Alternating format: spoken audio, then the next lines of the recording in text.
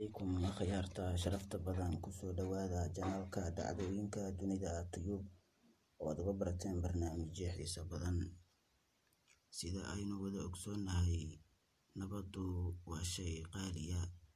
Ruux waliba oo bini aadam ahna uu jecel yahay inuu ku noolaado nabad, siiba deegaan nabadaysan, uuna la noolaado dad jecel nabadda. Maanta mawduuca waxaan ku soo qaadan doonaa liiska 10 dal ee noqday dalalka ugu nabadda badan caalamka sanadka aynu ku guda jirno ee 2020.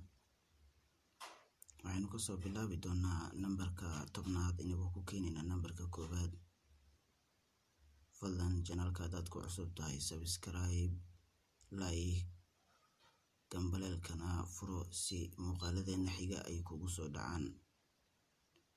Waddanka 10aadi waa dalka aad u taqaanid Ireland. Waa waddan aad iyo aad qani ugu ah dhanka nabadda. Waddanka 9aadi waa Japan. Sida aynu wada ogsoonahay, Japan waxay soo martay xaalad aad iyo aad u adag, siiba dagaalkii 1aad iyo dagaalkii 2aad ee dunida.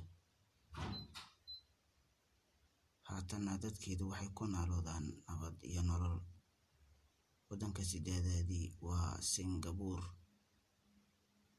Waddanka 7aadi waa Czech Republic. Waddanka 6aadi waa dalka Canada ee dhaca waqooyiga Amerika. Waddanka 5aadi waa Denmark.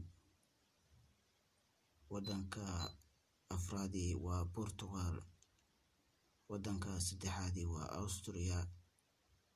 Waddanka 2aadi waa New Zealand ee isna dhaca qaaradda Australia.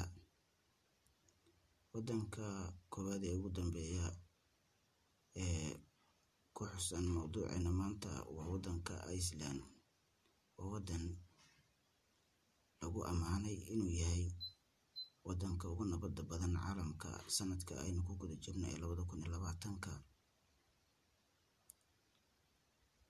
Halkaana waxaa inoogu barnaamijkeenaan uga hadlaynay liiska dalalka ugu nabadda badan caalamka sanadka 2020.